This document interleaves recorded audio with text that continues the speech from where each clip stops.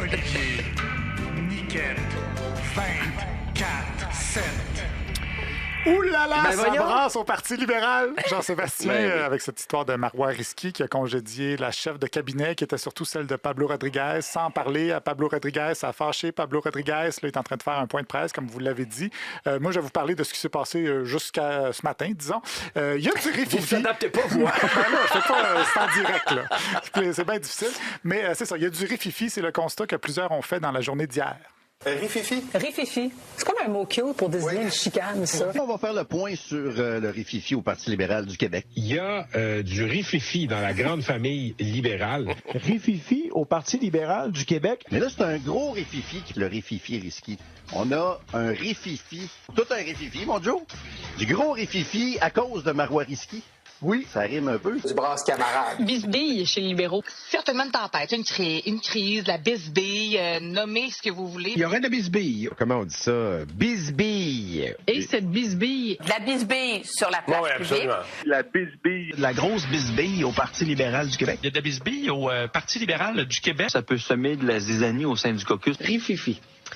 Rififi au sein du Parti libéral du Québec. Il y a de la bisbille. Rififi. Rififi chez les libéraux. Rififi. Rififi! Quand j'avais l'air bête à l'école secondaire, on me disait rififi. Ah ouais? Ouais. On a pris du temps à le comprendre. Il y a un petit délai. Ça fait que hier, la programmation de LCN a été pas mal chamboulée. Le journaliste de LCN, Kevin Crane Desmarais, était dans les corridors autour des bureaux où avait lieu la rencontre entre Mme Risky et M. Rodriguez. Si vous ne connaissez pas M. Crane Desmarais, on dit que c'est un peu le futur Yves Poirier. Et si vous ne connaissez pas Yves Poirier, disons que c'est la Isabelle Richer de LCN, mais il fait probablement pas du vélo, lui. Donc, dès qu'il se passait quelque chose, Mario Dumont... Méchant, Comment ça, c'est méchant? Ben, le fait, il se tue en vélo, la pauvre. Ben oui. Elle en refait, là, depuis...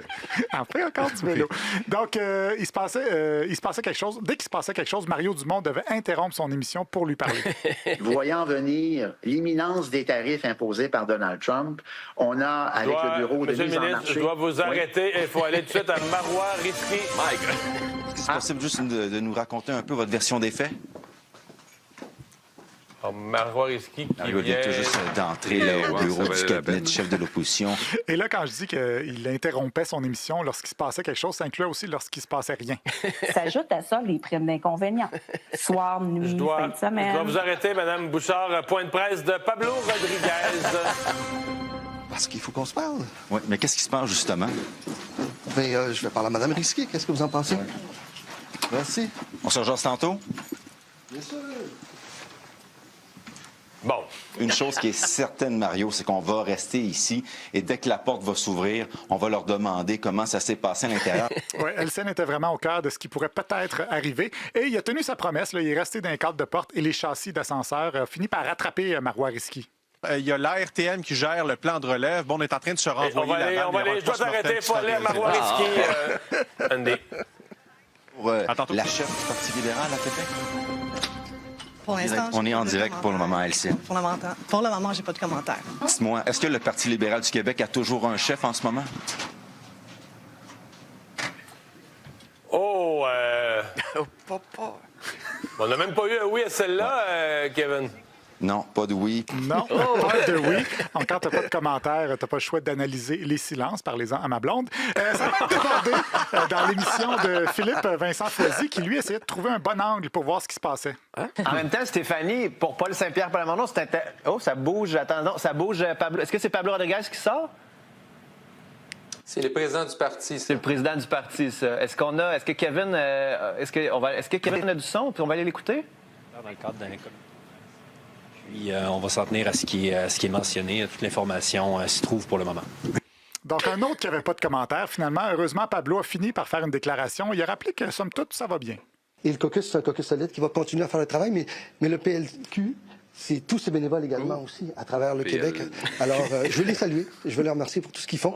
Et les choses vont bien, je l'ai mentionné, on a plus de 250 personnes qui ont levé la main, l'argent rentre à un rythme beaucoup plus accéléré, les exécutifs sont reconstruits, donc Ça va bien, là. Oui, justement, l'argent rentre, c'est un peu la cerise sur le brownie de cette histoire-là. On en reparle, mais bref, ça va bien, nous explique-t-il, juste après avoir congédié sa députée vedette dans une saga digne de Game of Thrones. Le premier ministre François Legault aussi avait l'air de trouver que ça allait bien quand il a appris la nouvelle par les journalistes en point de presse. M. Legault, Marois Risky n'est plus chef de l'opposition officielle. Elle a été ça s'est passé pendant démise la de conférence ses... Wow! Bref, ça brasse tellement que plusieurs ont évoqué les aspirations de Marois Risky, qui avait pourtant annoncé son départ de la politique. Mais ça ne marcherait pas, selon Jean-Francis Blais de Radio X. D'avoir une chef racisée, disons-le comme ça n'aidera pas. Les francophones, les Canadiens français veulent pas de quelqu'un qui a pas su se retrousser les manches dans son pays pour bâtir le sien, puis il vient nous dire comment vivre notre vie. Je voudrais juste quand même préciser que Marois Risky, elle est née à Montréal. Donc ça, c'était hier soir, mais ce matin, tout a explosé. Aujourd'hui, on n'est plus là et il y a une nouvelle bombe qui explose dans les bureaux du Parti libéral du Québec. Parce que le Journal de Montréal nous arrive avec une bombe à la une ce matin. C'est eux qui ont, je vous dirais, entre guillemets, la bombe ce matin. Oui, vraiment, là. C'est vraiment une bombe. Ça a fait l'effet d'une bombe, là. Une espèce de mini-bombe, en fait. La bombe de ce matin. Une bombe est explosée. Cette bombe qui a éclaté. Jusqu'à ce que tombe cette bombe, effectivement. C'est un peu une bombe à retardement. Paul Journet, lui, décrit la situation comme une bombe à fragmentation. La bombe à fragmentation, elle a explosé. C'est pas un coup de 12 qu'on a tiré dans le fond d'une chaloupe. On a mis un missile, une bombe nucléaire. Moi, j'appelle ça une bombe nucléaire, là. Les explosifs qui transitent par le port de Saguenay, d'après moi, se sont tous retrouvés en même temps dans le bateau libéral qui a explosé. Ouais, on est passé d'une chicane de bureau à un film de Michael Bay en moins de 24 heures, tellement que le téléphone de notre ami Alain Reyes est en feu. C'est tout chaud, là, je vous le dis. Là, j'écoutais la chronique juste avant et il est en train de parler. Puis là, j'ai des amis qui me textent sans arrêt. Là, mon téléphone, c'est un vibrateur en action. Là. Je sais pas ce qu'il fait avec son téléphone. Je préfère pas savoir, on dirait. Mais voilà, ce matin, le Journal de Montréal a dévoilé des textos incriminants tels que résumés par Sébastien Bovet à RDI.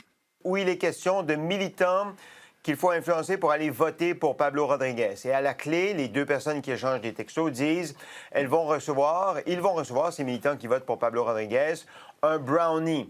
Donc, comme une récompense pour voter pour Pablo Rodriguez. Donc, évidemment, on ne sait pas ce que ça veut dire brownie. Est-ce que c'est un gâteau au chocolat? Est-ce que c'est un billet de 100 $ comme certains le laissent entendre? Alors, gâteau ou 100 piastres, mystère. Et pour finir dans le brun, c'est clair que tout ça donne pas une belle image pour le PLQ, déjà entaché par toutes sortes d'histoires. Dominique Moret à Radio X a essayé de nous faire comprendre ça. C'est la marque libérale. Tu grattes, sniff et en odorama, ça sent marde. T'as pas le goût, quand tu vas te magasiner un parfum, de prendre la marque fumier d'automne. Ouais, même fumier de Noël, ça fait fumier de Noël. Peppermint. Peppermint shit. Ça te tente pas. C'est comme quelqu'un qui a chié en dessous d'un sapin. Ça te tente pas. C'est long, à l'image. Tu comprends? Je comprends très bien. L'important, c'est qu'ils se comprennent, j'imagine. Alors voilà pour le rififi libéral. Wow.